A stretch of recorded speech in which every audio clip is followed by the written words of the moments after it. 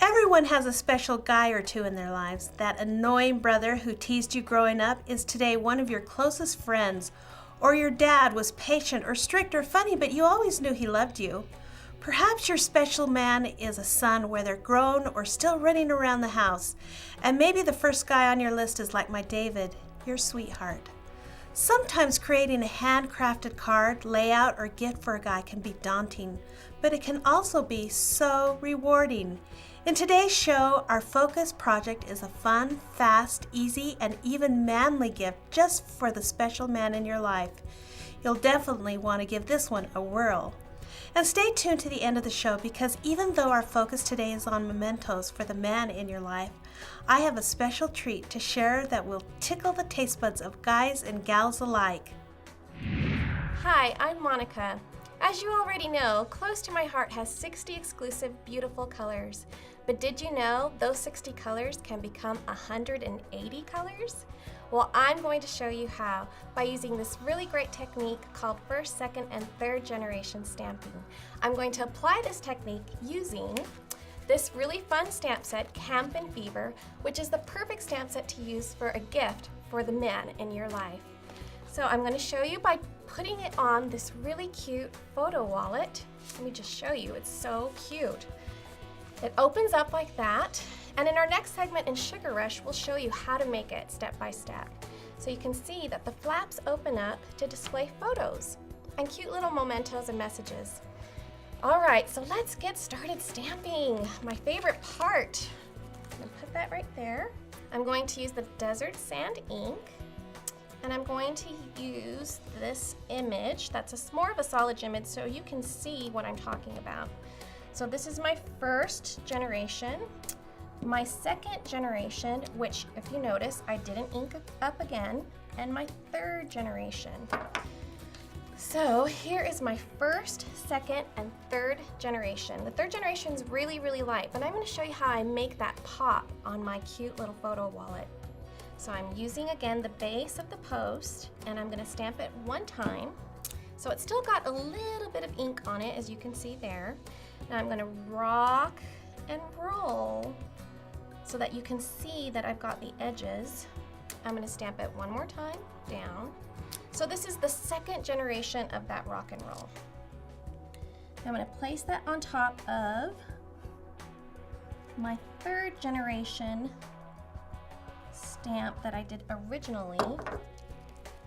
And you can see that the edges have been highlighted, and it just gives dimension to that image. So it's a really fun technique to use, very easy, but you can see the variety of colors that I have using the same exact stamp pad. All right, now I'm going to put the words, the Great Outdoors, on top of it, doing it in first generation. So what that's going to do is allow me to make the words really pop out. And again, it's gonna look like I've got a brighter color when in reality, I'm using the Desert Sand ink again, the same pad. So you can see the finished product right there. So let me show you some more fun things that I did inside of this memento wallet. Here we go. So the first one you can see, there's the actual sign, and you can see all the different colors and the dimension on it. That's all because I did first, second, and third generation stamping. And down here, you've got some as well. This sign here. So it's just a really fun way. I've also got some layouts that have applied the same technique with a little bit of difference too. Here on this first here, you can see it's also done with cocoa ink. So I've mixed up my inks, but again, using first, second, and third generation stamping, as well as this cute fish.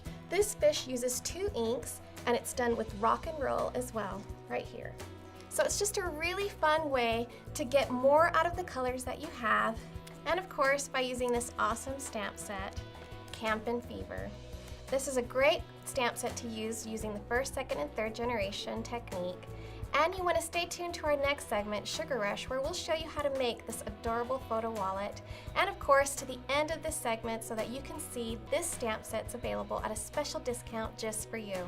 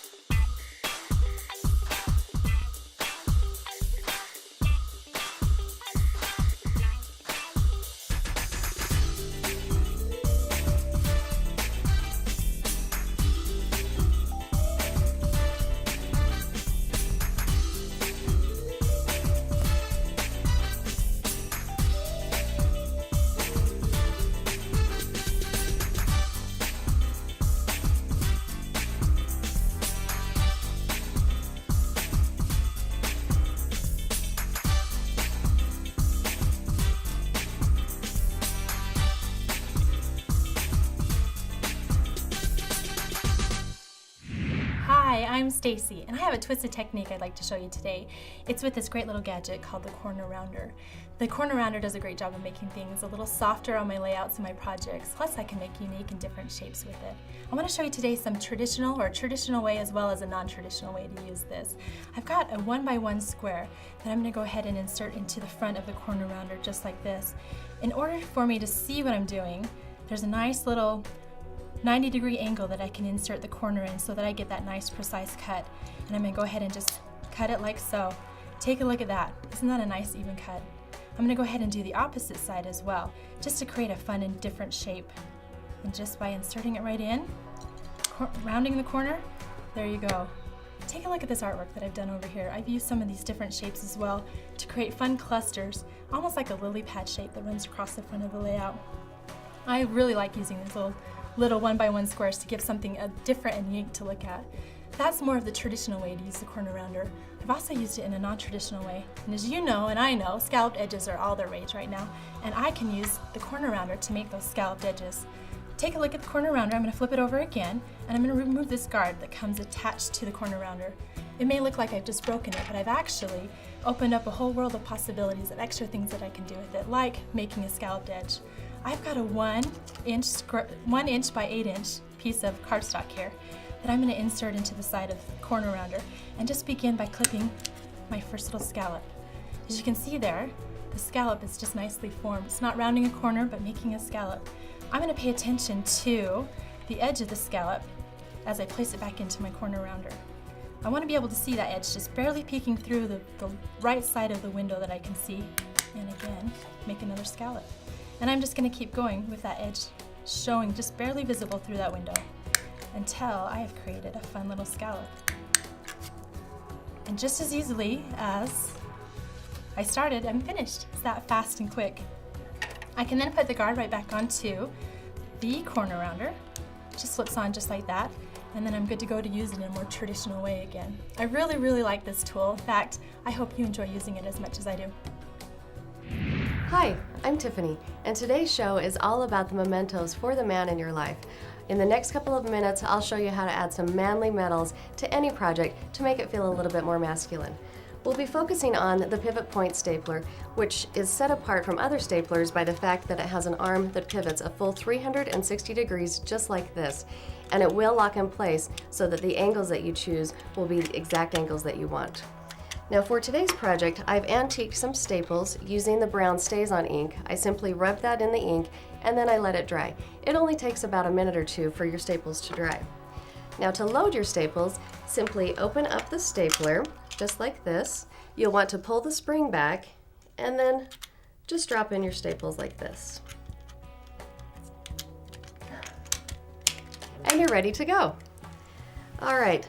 On this page, I've created a cute zigzag border, and I just want to add one more staple right here. So I'll simply pivot out the staple 1 degree like this.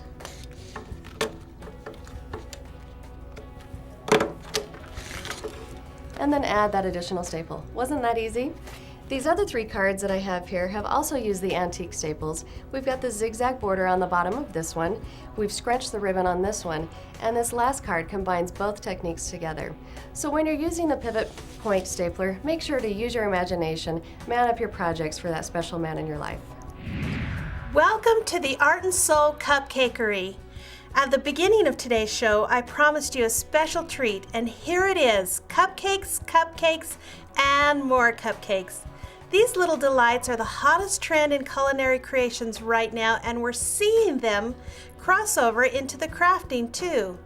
A while back on my blog, I shared a story of these cupcakes along with some great photos, but I knew the still photos wouldn't do them justice. So I brought them to the Art and Soul studio so that you could savor them a little better. On my blog, which is JeanetteLinton.com, I mentioned that I was having a low morning one day. When I started my round of morning meetings, I was overwhelmed by the cupcake delivery from our art studio. Every artist in the studio had created several special, exclusive, paper-crafted cupcakes, an early birthday present for me. I was so excited, I actually screamed out loud. And not surprisingly, I immediately forgot about my dilemma. My day turned out bright and sunny. I think I spent the rest of the day grinning and just staring at the desk full of cupcakes in my office. That morning, I received a powerful reminder of hope and cheer and happiness we can give to one another through what we do. A sweet card, a scrapbook layout, or a heart-filled cupcake might seem like the simple gesture, but it can transform a day and change a person. Would you like to check out some of these terrific creations? To tell a little more about each one, I've invited Carly to join me. Carly leads a team of artists in our studio, and her creativity is all over these gorgeous cupcakes. Hi, Carly. Hi, Jeanette. It's good to have you with us. I'm really excited for you to share with our audience all of the fun cupcakes that you and your team made for me. I just love them. Could you tell us a little bit about the color scheme and maybe talk about this first one, the Botanicals cupcake? Absolutely. This cupcake is made with lots of layers. We used different ribbons and botanicals. And one of the unique features about this cupcake is the base is made just from a simple fan fold with our cardstock and then wrapped around a nut can. That's great. What I want to go to next is the party top cupcake.